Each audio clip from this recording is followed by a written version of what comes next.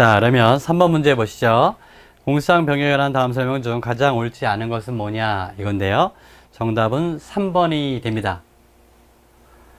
예, 여기서 뭐냐면 공수상 변경 절차에서 검사가 공수상 변경 허가를 신청하지 않습니까? 이럴 때 동일성이 인정된다면 법원은 허가를 해야 돼요. 허가하지 않을 수 있다. 이 대목이 틀린 거예요. 자, 1번 질문 보시죠. 예, 공수상 변경의 요부 문제죠. 두 가지 요건입니다. 동일성이 인정되고 실질적인 불이익을 초래할 염려가 없다면 직권으로 다른 사실을 인정할 수 있다. 2번 보시죠. 예, 규범적 요소까지 고려한다는 거.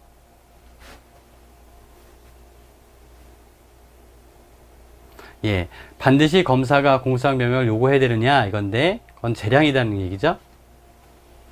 위법이라고 할 수는 없다.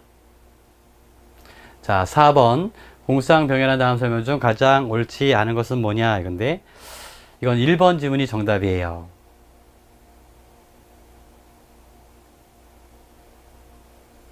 예, 여기서 요 대목이 틀린 거죠.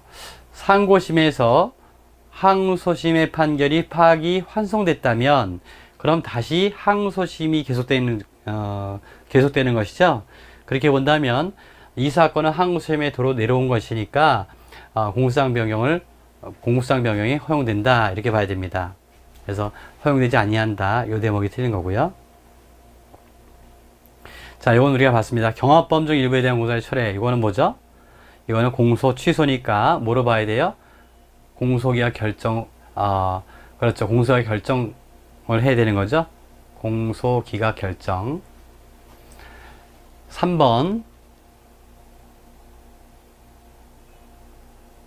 예, 이때 절차예요. 만약에 변경이 허가됐다면 검사는 공판기일에서 변경된 공소사실과 죄명과 적용법조를 낭독해 줘야 된다는 거. 피고인의 방어권 보장 차원에서 그런 거죠. 자, 그 다음에 검사가 공수상 변경을 하지 않을 때 법원이 298조 2항에 보게 되면 공수상 변경을 요구한다라는 조항이 있어요. 예. 이때 그 조항을 의무 조항으로 볼 거냐 재량 조항으로 볼 거냐가 문제되는데 원칙적으로 재량으로 본다는 것입니다. 다만 공수상 변경 요구를 하지 않고 무죄 판결하는 것이 바로 이 점이죠. 정의의 현저히 반하는 경우에는 예외적으로 의무가 된다. 그러니까 그렇게 하지 않고 무죄 판결했다면 그건 위법이다 라는 뜻이 되겠어요. 예, 이것도 꼭 기억해 주시기 바랍니다. 이건 298조 2항에 관한 우리 법원의 유권 해석이에요.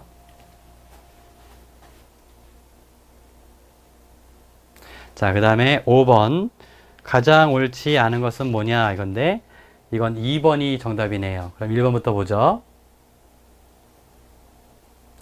예, 단독판사 관할 사건이 공수상 변경에 의해서 합의부 관할 사건으로 됐다면 이때는 어떻게 될까요? 이송해야 되죠. 합의부로.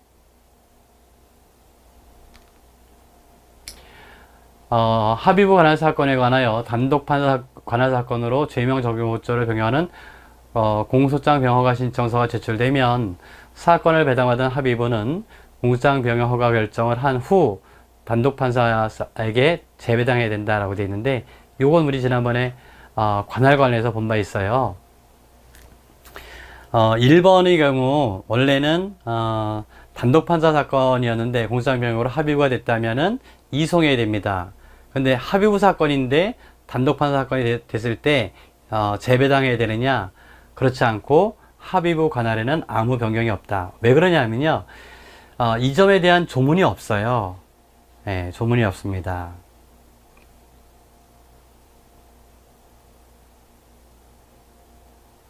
예, 여기 나오죠. 단독판사 관할 사건이 공수상 변경에 의해서 합의부 관할 사건으로 변경된 경우 법원을 결정하는 관할권이 법원에 이송한다 라고 정하고 있을 뿐 반대의 경우 즉 합의부 관할 사건이 단독판사 관할 사건으로 변경된 경우에 관할 규정하고 있지 아니하며 이렇게 되어 있죠. 요거를 근거로 해서 우리 법원은 해석하고 있는 것입니다. 자, 3번 질문 보시죠.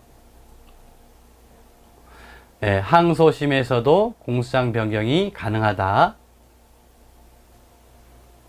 그 다음에 법원의 공소장 변경 요구는 원칙적으로 재량이다 라고 하는 거죠.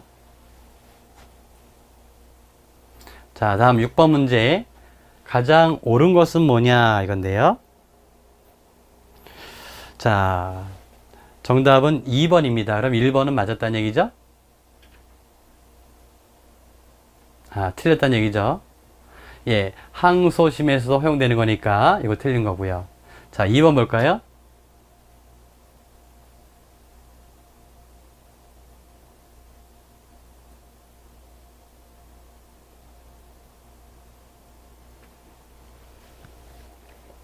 예, 이게 맞죠.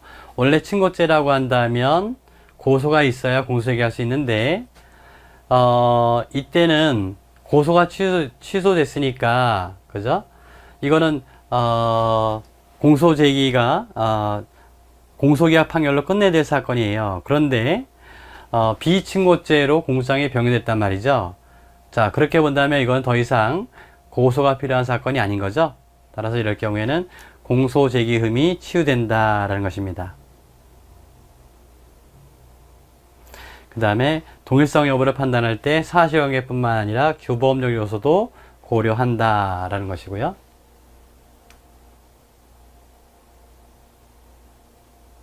잠깐만요.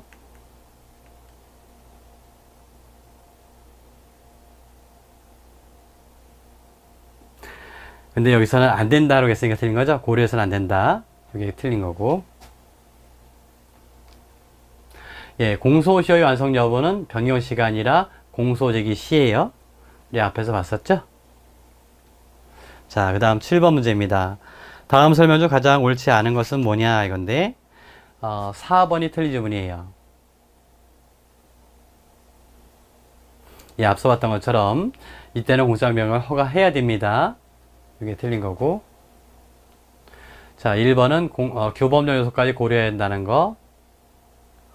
예, 실질적 불이익을 초래할 염려가 없다면 직권으로 인정할 수 있다는 거. 다른 사실을요.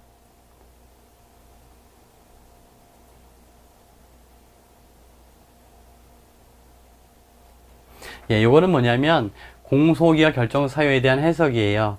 그래서 공소장이 된 사실이 진실하다 하더라도 범죄가 될 만한 사실이 포함되어 있지 않다. 그것이 명백하다 이런 얘기죠. 그거는 공소장 기재 사실 자체에 대한 판단으로 그 사실 자체가 죄가 되지 않음이 명백한 경우를 말한다. 그러니까 척 봤을 때 이건 아무리 100% 인정된다 하더라도 죄가 되지 않는다. 어떤 범죄에도 해당되지 않는다. 라고 할 때는 공소기각 결정을 하게 되는 거죠.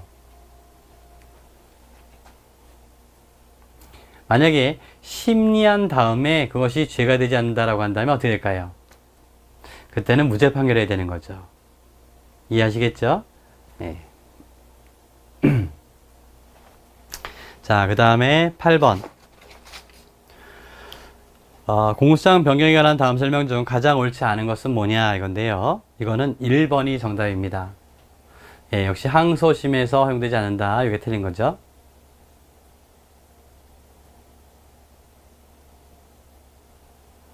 예, 공소장 변경의 방법인데요. 원칙적으로 서면주의예요. 그렇지만은 공판정에서 그죠? 피고인에게 이익이 되거나 피고인이 동의했다면 구술에 의한 공소장 변경도 허가할 수 있다.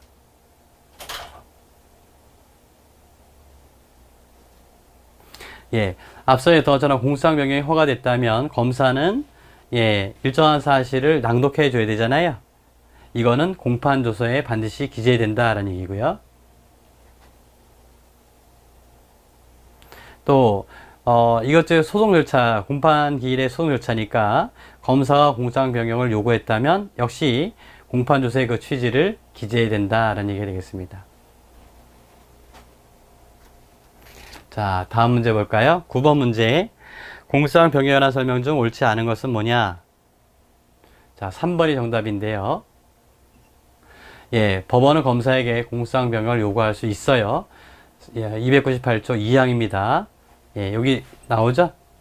법원은 심리 경과에 비추어 상당하다고 인정할 때 공소사실이나 적용호초의 추가 또는 변경을 요구하여야 한다. 그래서 이렇게 보게 되면 이게 의무조항으로 되어 있다. 기속규정으로 되어 있단 말이에요. 자, 그런데도 불구하고 이 조항을 우리 법원은 원칙적으로 재량조항으로 본다라고 하는 것이고, 다만 예외적으로 의무조항으로 본다는 거죠. 예외적 의무설로 보고 있어요. 자, 1번. 자, 이게 원칙이죠. 그래서 동일성을 판단할 때, 그 기초가 되는 그 사실적인 사회적 사유관계가 기본적인 점에서 동일하면 인정된다는 것이 판례의 태도다. 이게 원칙이에요. 그렇지만은 이것만 가지고 판단하는 것은 아니고, 규범적 요소도 고려하게 되는 거죠. 추가적으로. 예, 구술로도 가능하다는 것이고, 항소심에서도 가능하다는 것이고요. 자, 10번 문제. 형사헌법 298조 제1항은 공사장 변경 이걸 규정하면서 이 경우에 법원은 공사의 동일성에 하지 않은 한도 내에서 허가해야 한다라고 규정하고 있다. 다음 중 대법원 판례에 의할 때 공소사실의 동일성이 인정된 경우를 고르시오. 자, 이거는 우리 판례예요. 그러니까 이거는 뭐 방법이 없어요. 판례를 자꾸만 보실 수밖에 없습니다. 그래서 사실 공소사실의 동일성이 인정되느냐 인정되지 않느냐라고 하는 것은 일반인이 판단하기에 굉장히 어려움이 있어요. 이건 전문가들도 우리 대법원의 입장이 공소사실의 동일성을 인정했느냐 인정하지 않았냐를 놓고 쉽게 판단하기가 어렵습니다. 그래서 이건 이 판례를 여러분들이 자꾸만 읽으셔서 여러분 것으로 만드셔야 됩니다. 한마디로 외우셔야 돼요. 자, 동일성이 인정된 경우를 고르시오. 자, 정답은 2번인데요. 참고인에 대하여 허위 진술을 하여 달라고 요구하면서, 허위 진술을 해달라 이거죠. 참고인에 대해서. 이에 불응하면 어떠한 위해를 가할 듯한 태세를 보여 외폭해하여 참고인을 협박하였다는, 자, 요게 협박죄의 공소사실이 되겠죠? 협박죄의 내용이 이 얘기입니다. 공소사실과 위와 같이 협박하여 겁을 먹은 참고인으로 하여금 허위로 진술케 함으로써 수사기관에 검거되어 조사를 받고 있는 자를 증거 불충분으로 풀려나게 하여 도피케 하였다는 범인 도피죄의 공소사실 사이의 동일성이 인정되느냐. 이에 대해서 우리 판례는 어떻게 했다는 얘기죠? 인정했다 이런 얘기입니다. 지금 예컨대 갑이 있고 그 다음에 을이 참고인이라고 생각해 보세요. 그 다음에 지금 수사를 받고 있는 사람이 예컨대 병이라고 한번 보시죠. 지금 병이 수사관의 검거 조사를 받고 있는 자가 병입니다. 조사를 받고 있는 사람이에요. 그래서 갑이 한 행위는 뭐예요? 갑이 한 행위는 이겁니다. 협박을 한 거죠. 그리고 을이 허위 진술한 거죠. 그죠? 그랬을 때, 그래서 결국, 병을 석방해서 얘가 도피한 거죠. 병을 도주하게 한 겁니다. 그랬을 때, 실제로 보게 되면 이 허위 진술한 것은 이 협박의 내용이지 않습니까? 그러니까 이 협박에 포함되어 있는 행위로 보는 거죠. 그래서 동일성을 인정해 주었던 그런 내용이 되겠습니다.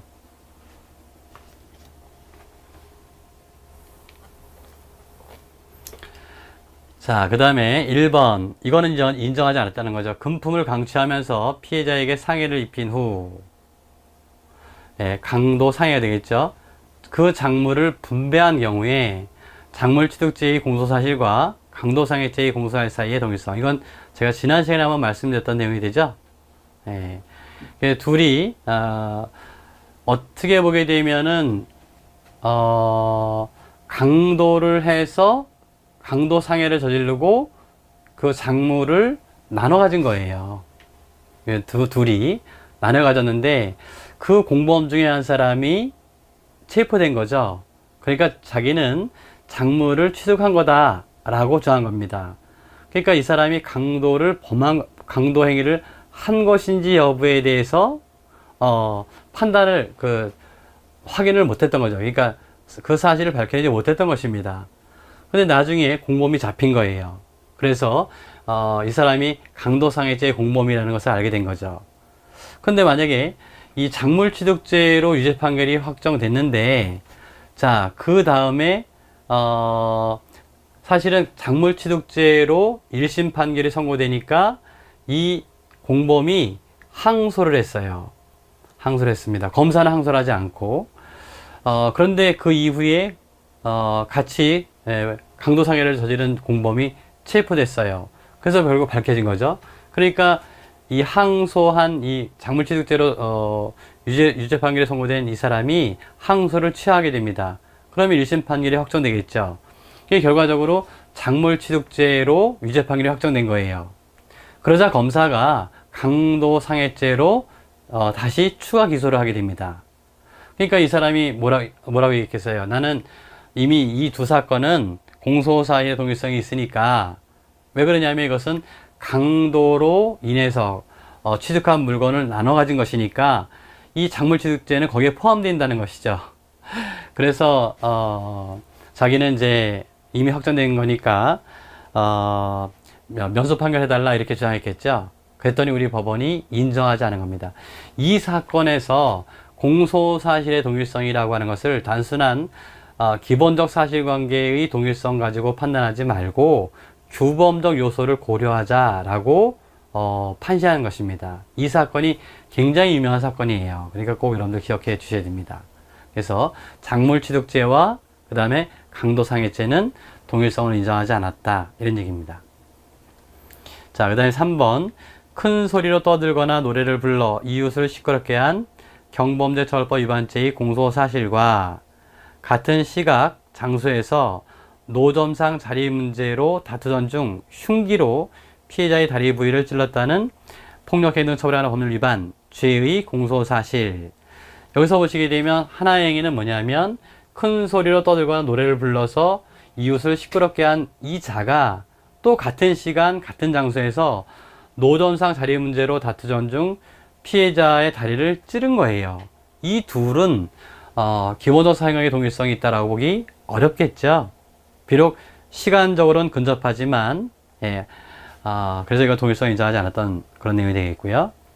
그 다음에 피해자와 말다툼하다가 발로 피해자의 배, 가슴 부위를 수에 차서 흉부 좌상 등을 가했다는 상해의 공소사실과 곧이어 부엌 뒤에 있는 창고에서 위험한 물건인 전지 가위를 가지고 와 피해자에게 들이대며 너 오늘 죽여버리겠다고 말하여 피해자를 협박하였다는 폭력행위 등 처벌하는 법률 위반 죄의 공소사실 사이에 동일성이 있느냐. 이거는 누가 봐도 행위는 둘로, 물론 전체적으로 봤을 때는 하나는 뭘 한 겁니까? 발로 찬 거고, 그죠? 그래서 이미 이 자가 어떻게 된 거예요? 흉부 좌상 등을 가해서 상해의 결과를 야기한 거죠. 그래서 이미 상해의 죄를 저지른 자가 이어서 또 다른 행위를 한 거죠. 위험한 물건을 가지고 와서 협박을 한 거죠. 그죠? 그러면 상해죄와 협박죄가 전체적으로 봤을 때 기본적 사실관계를, 사회적 사실관계가 하나의 사실관계로 이해할 수 있겠느냐. 이건 별개의 사실로 이해된다라는 거예요. 이해하시겠죠? 만약에 상해를 저지르는 과정에서 전지가위를 가지고 만약에 상해를 가했다라고 한다면 아마 다를 겁니다. 이렇게 사건마다 다 다르니까요. 여러분들이 그때그때 기억하셔야 되는데 이게 뭐 결국 쉬운 일이 아닙니다. 앞서 말씀드렸듯이. 자, 그 다음 11번 문제. 공수장 변경 제도와 관련된 다음 기술 중 가장 옳지 않은 것은 뭐냐?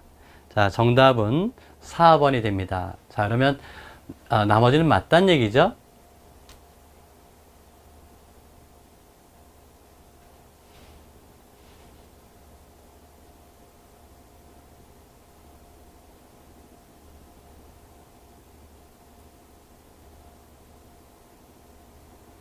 네, 요거는 뭐냐면 앞의 사실이에요. 이 앞의 사실은 횡단보도 앞에서요. 보행자가 있는지 여부를 살피지 아니하고 신호에 따라 정차하지 아니하고 그냥 진행한 겁니다. 예, 이게 첫 번째 사건이고요. 두 번째는 보조 제동 장치나 조향 장치를 그저 방향이지 않습니까? 조작하지 아니하였다는 과실. 하나는 정차하지, 주의를 살피지 않은 것. 그래서 정차하지 아니한 과실과 보조 제동 장치나 조향 장치를 조작하지 아니한 과실은 이 사실이 이 안에 포함되지 않는다라고 보는 거죠. 그렇게 본다면 이러한 또 다른 과실은 공소장에 기재되어야 되는 것이지 공소장에 기재하지 않고도 법원이 직권으로 인정할 수 있겠느냐? 그렇게는 못하겠다. 이런 얘기가 되겠어요.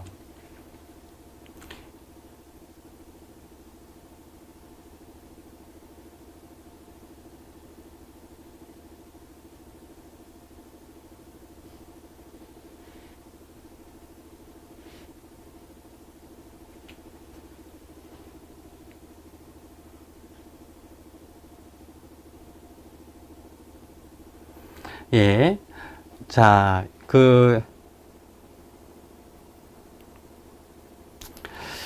이것들은 주목하셔야 되겠는데요.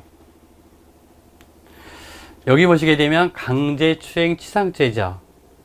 그런데 이것이 입증되지 아니하고 강제추행죄만 입증되는 경우라고 한다 이거죠. 그럴 경우 강제추행치상과 강제추행죄 이 경우에 얘가 더 중한 범죄죠. 대는 소를 포함한다는 이 논리입니다. 이럴 경우 법원은 공소장 변경 절차를 거치지 아니하고 강제추행의 공소사실에 관하여 심리 판단할 수 있습니다. 왜?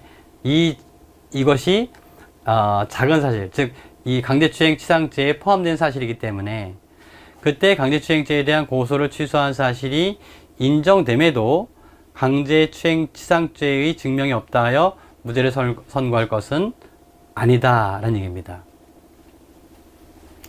이 강제추행죄에 대한 고소를 취소한 사실이 인정됨에도 라고 되어 있으니까 그렇게 본다면 강제추행치상죄의 증명이 없다고 한다면 그러면 강제추행죄로 처벌할 수 없는 것이 아니냐 이런 얘기인데요. 예, 이에 대해서 우리 판례는 무죄를 선고할 수는 없다는 것이죠. 자, 그 내용을 한번 확인해 볼까요?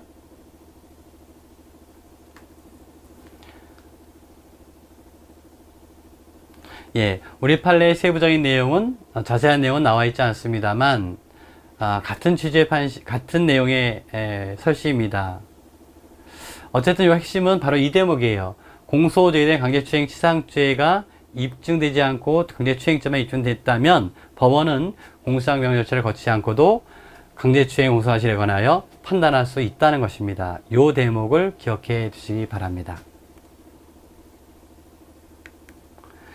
적법한 변론 종결 후 검사가 변론 재개 신청과 함께 공소장 변경 신청을 한 경우 우리가 변론을 종결하게 되면 그러면 이제 내부적인 합의를 거쳐서 판결을 선고하게 되는데 판결을 선고하기 전에 다시 문을 두드린 거죠. 문 열어주세요 라고요. 변론 재개 신청이 바로 그 얘기입니다. 그러면서 공소장 변경을 신청했습니다. 이때 법원이 반드시 변론을 재개해서 공소장 변경을 해야 되는 것은 아니다. 즉 변론 재개 여부는 법원의 재량이란 말이에요. 횡령죄와 배임죄는 다같이 신인관계를 기본으로 하고 있는 같은 죄질의 재산범죄로서 그 형벌에 있어서도 경종의 차이가 없으나 범행의 방법이 다른 바 배임죄로 기소된 공소사실에 대해서 공소장 변경 없이 횡령죄를 적용하여 처벌함은 위법이다 라고 되어 있는데 실제로 횡령죄와 배임죄는 어떤 물건이냐 아니면 재산상의 이익이냐의 문제예요. 그래서 이때는 횡령이 되는 것이고요. 이 경우에는 배임이 되는 거거든요. 그러니까 어떤 것을 예컨대 X를 물건으로 이해해서 횡령죄로 기소했는데 물건이 아니라 재산상의 이익에 불과하다라고 한다면 그렇다면 이때 법원은 이것이 횡령죄로 기소했으니까 공소장 변경을 해야만 배임죄로 처벌할 수 있느냐 이겁니다. 근데 피고인의 입장에서 봤을 때 어쨌든 그것이 X라고 하는 것을 취득한 것에 대해서 그 사실에는 변함이 없는 거 아닙니까? 예, 따라서 이때는 공소장 변경 없이도 횡령죄를 적용해서 처벌할 수 있다 이런 얘기입니다.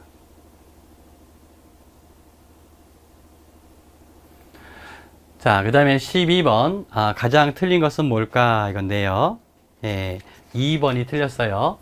경합범 중의 일부 공사의 철회를 위하여 항소심에서 공소상병행 신청을 한 경우 법원은 철회된 공소사실에 대해서 공소기각 결정을 해야 된다. 얼핏 보게 되면 이게 맞는 것 같아요. 근데 굉장히 좋은 문제인데 얘가 항소심이라고 하는 점을 기억하셔야 됩니다. 항소심에서는 결국 이 경합범 중의 일부 공소사실 철회는 공소 취소죠. 공소 취소는 언제까지 할 수 있어요? 재심 판결 선고 전까지 가능하죠. 따라서 항소심에서는 공소 취소 못한단 말이에요. 따라서 공소기각 결정할 수가 없는 거죠. 이거 아주 좋은 문제입니다.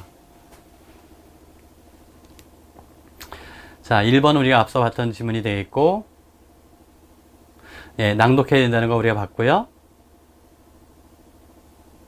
이거는 법원의 의무가 아니라 재량이다 라고 하는 거 우리가 봤던 내용이 됩니다. 자, 그 다음에 13번. 자, 공소장 병행하라 설명으로 옳은 것은 뭐냐 이건데요. 예, 정답은 예, 1번입니다.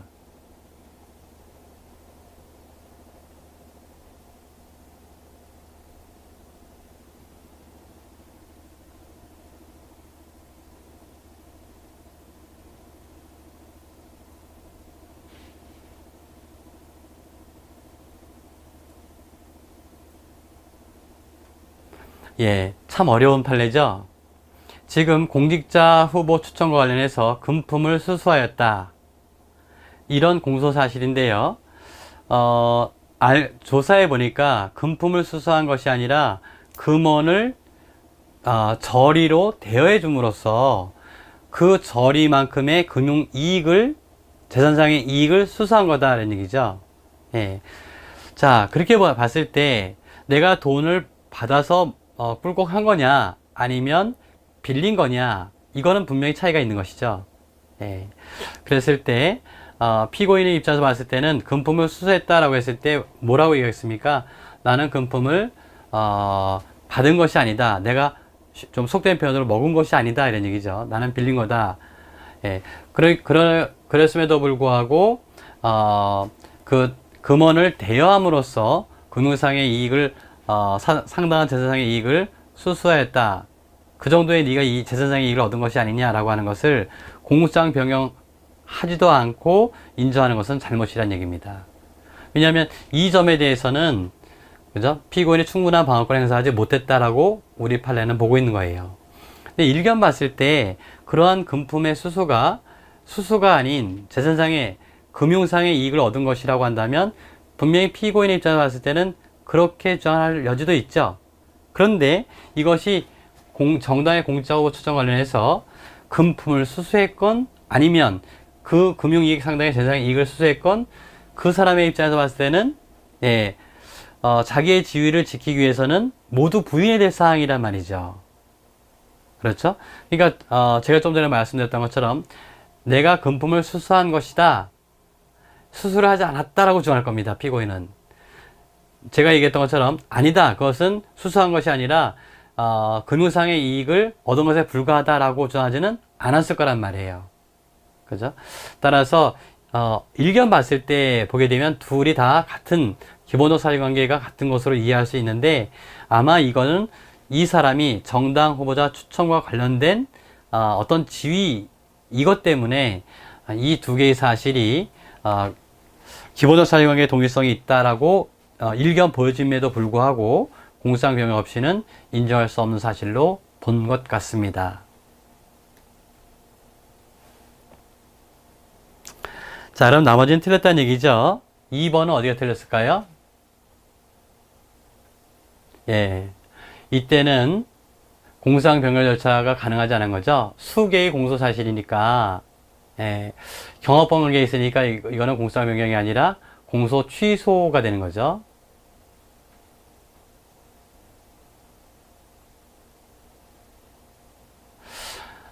예, 역시 이것도 앞서하고 좀 다른데, 폭행치상죄와 폭행죄, 명예훼손죄와 모욕죄, 어떻게 보면 가벼운 죄인데, 그렇게 본다면 대는 소를 포함한다라고 하는 특수사실 인정이니까 공소장 변경 없이 가능할 것 같은데 우리 판례는 인정하지 않았던 겁니다.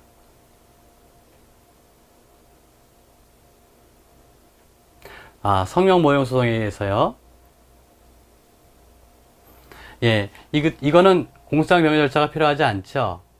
공소장 정정으로 하는 것이고, 공소장 정정은 법원의 허가를 요하지 않습니다. 허가를 얻어야만 이 대목이 틀린 것이죠.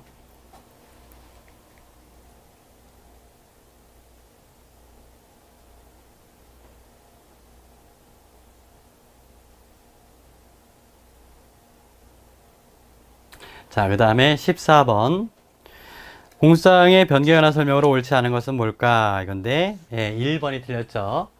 1심에 한하여 아니고 항소심에서도 가능하다. 피고인 수에 상하는 부분을 첨부해야 된다는 거. 그 다음에 법원은 요구할 수 있다는 거. 필요적 기재사항이 된다는 것이죠. 자, 15번. 공소장 변경에 관한 설명 중 옳지 않은 것은 뭐냐 이건데요. 3번이 틀린 지문이 됩니다. 부본 첨부하는 것은 맞죠. 변경 허가 결정이 있은 후가 아니라 즉시 해야 되는 거죠. 즉시 피고인에게 송달해야 됩니다. 그래서 변경 허가 결정이 있는 후 이게 틀린 거가 되겠습니다. 자, 공소장 변경은 서면으로 하는 것이 원칙이지만 구술로도 할 수 있다는 거. 또 그 결정은 공판정에서 구술로도 할 수 있고 공판정 외에서 할 수 있다는 거요. 파기환송 후 항소심에서도 공소장 변경이 허용된다는 거 우리가 봤던 내용이 되겠군요. 자, 그 다음에 16번 공소장 변경한 설명인데 잘못되었거나 적절하지 않은 것은 뭘까? 자, 3번이 그런데요.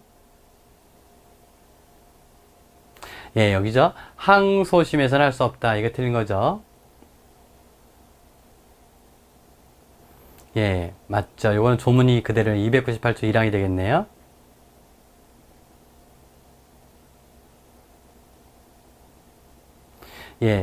법원의 공소장 변경의 요구는 법원의 재량이라는 거.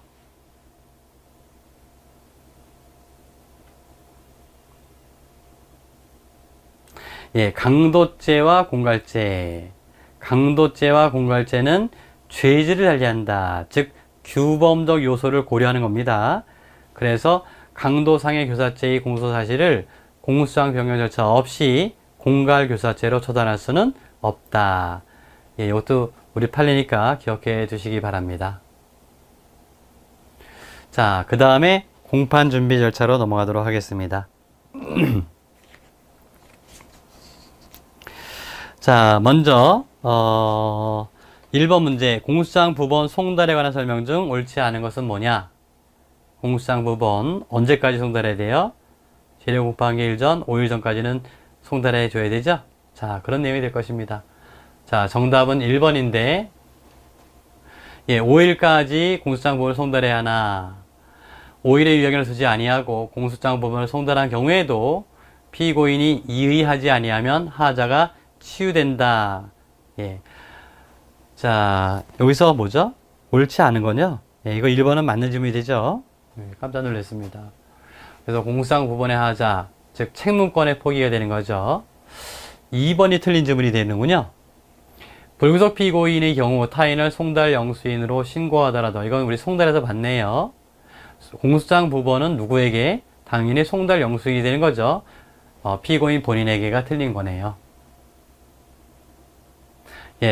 구속된 피고인에 대해서는 교도소장이나 구치소장에게 해야 된다는 거. 만약에 동거 가족에게도 송달할 수 있죠. 그 동거 가족이 사리를 변식할 지능이 있다면 비록 피고인이 그 서류의 내용을 알지 못했다 하더라도 송달의 효력은 있다. 이거 맞는 질문이 되겠습니다.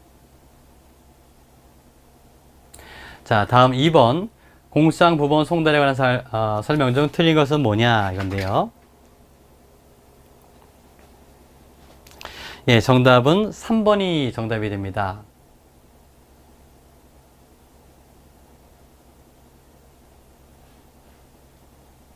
언제 송달된 것으로 보죠? 발송한 때가 아니라 우린 도달주의죠. 이게 틀렸군요. 자, 5일 전까지 송달해야 된다는 거.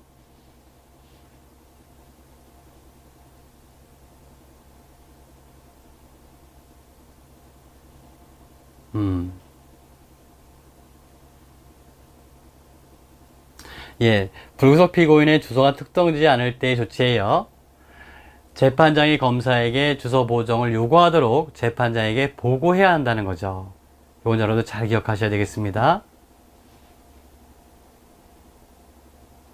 예. 예, 당연히 송달 영수인이 송달을 받을 자가 되는 거죠. 자, 3번. 공상부번 송달에 관한 설명으로 옳지 않은 것은 뭐냐? 예, 정답은 당연히 1번이죠. 5일 전까지라고 하는 거고요. 피고인 또는 변호인에게 맞고요. 예, 교도소장이나 구치소장에게 물론 송달 영수인을 신고하지 않았다면 불구속 피고인이 송달발자가 되는 것이 원칙이죠. 자, 4번 송달에 관한 설명 중 틀린 것은 뭐냐 이건데요. 3번이 틀렸습니다.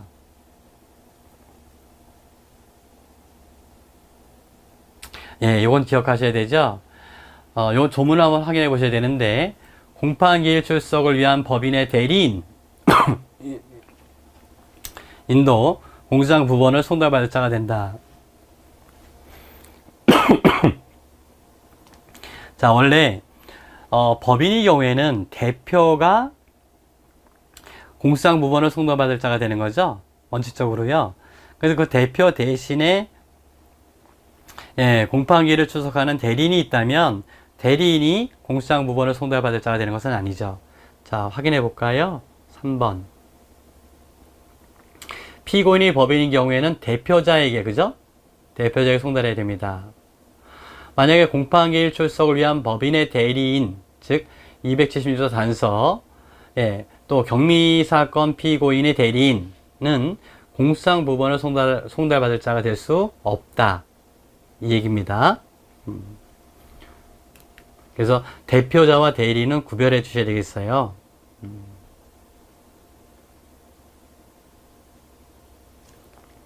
자, 1번 불구속 피고인과 구속영장의 효력이 상실된 구속 피고인에 대하여는 피고인이 송달을 지시하는 경우에 한하여 판결서 등본을 송달한다. 자, 이거는 우리 규칙에 나와 있는 것입니다. 조문 내용이니까 확인해 주시고요.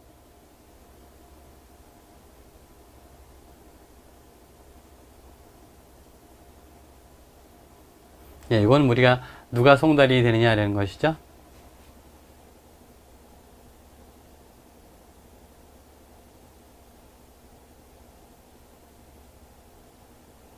네. 원래는 피고인 본인이 되는 것은 맞지만 법정 대리인이죠. 법정 대리인으로 하여금 소송인을 대리하게 했다면 그 법정 대리인 또는 특별 대리인이 송달받을 자가 된다라고 하는 거. 자, 그 다음에 2번 문제 예.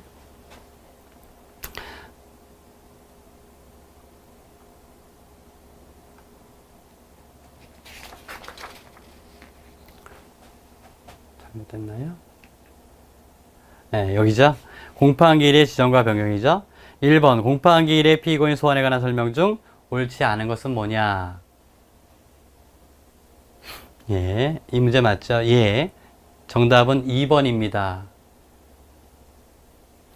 예, 5일 전에 송달하도록 해야 하고 제2회 이후 공판기일 소환장에 대해서 마찬가지다. 그런 건 아니죠.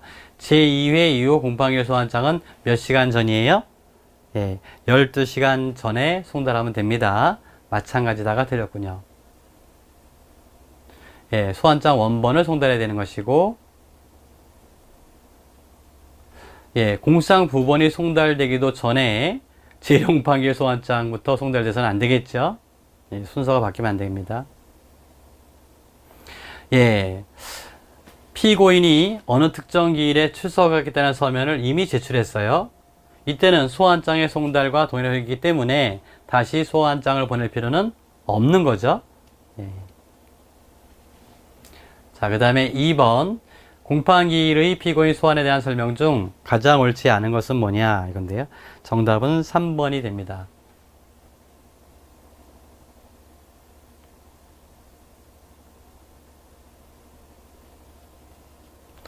예, 이거는 제2회 공판기일 소환장에는 앞서 봤던 것처럼 적용이 없는 거죠. 5일 아니죠. 예. 마찬가지다가 틀린 것이고요.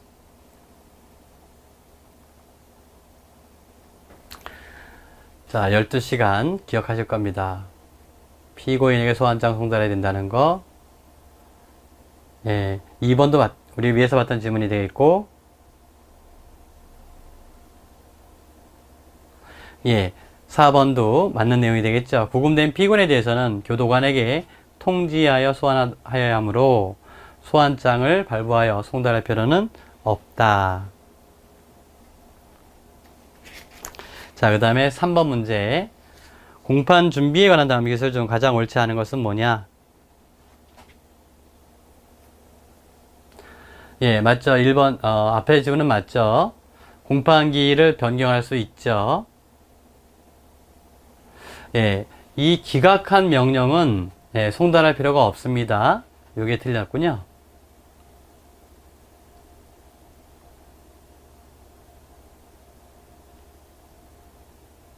예, 이걸 뭐라고 하죠?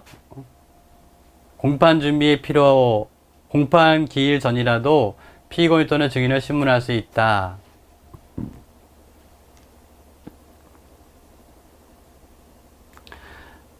공판 기일 전 증거조사라고 하는 거죠, 원칙적으로.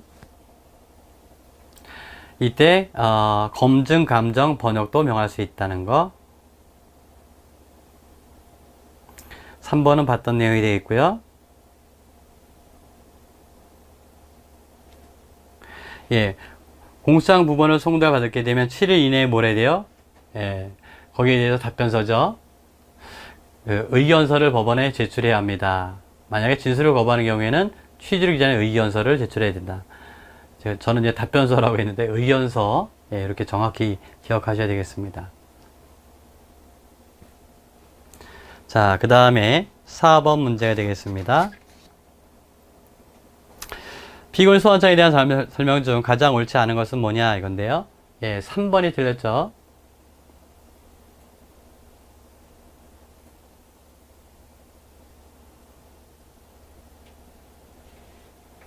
예, 피고인에 대한 소환장은 법정 방식에 송달해야 하므로 라고 되어 있는데요. 예, 출석한 피고인에 대하여 차회 기일을 정하여 출석을 명한 때 지금 출석한 피고인에게 차회 기일 언제 정해서 출석을 이미 명했으니까 소환장과 동일한 효력이 없다라고 되어 있으니까 바로 이 대목이 틀린 거죠. 이때는 소환장 송달과 동일한 효력이 있는 거죠. 그래서 이 없다가 틀린 점이 되겠습니다. 그 다음에 구금된 피고인에게는 앞서 했던 것처럼 교도관에게 통지에 소환하고 피고인이 교도관으로부터 소환 통지를 받는다면 예, 송달과 동일한 효력이 있다. 따라서 이때는 굳이 소환장을 발부할 필요가 없다는 거. 역시 법원 군에 있는 피고인에게는 예, 공판기일을 통지하면 소환장 송달의 효력이 있다.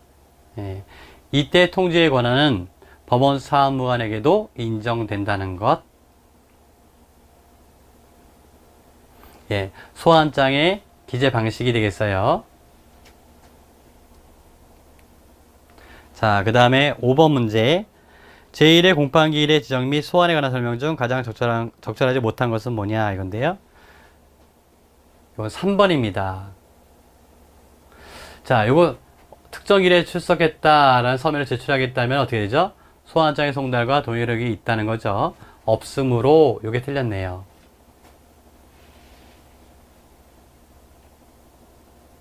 이건 선고법에 대한 특칙입니다. 1번 질문은 6개월 내에 하도록 되어 있고요. 예, 소년 보호사건에 대한 특칙이죠. 우선해서 공판기일을 지정해야 되고요. 예, 원본이라야 된다는 것도 우리가 봤습니다. 자, 그러면 여기까지 보시고 잠시 쉬었다가 공판 전 준비 절차에 대해서 살펴보도록 하겠습니다.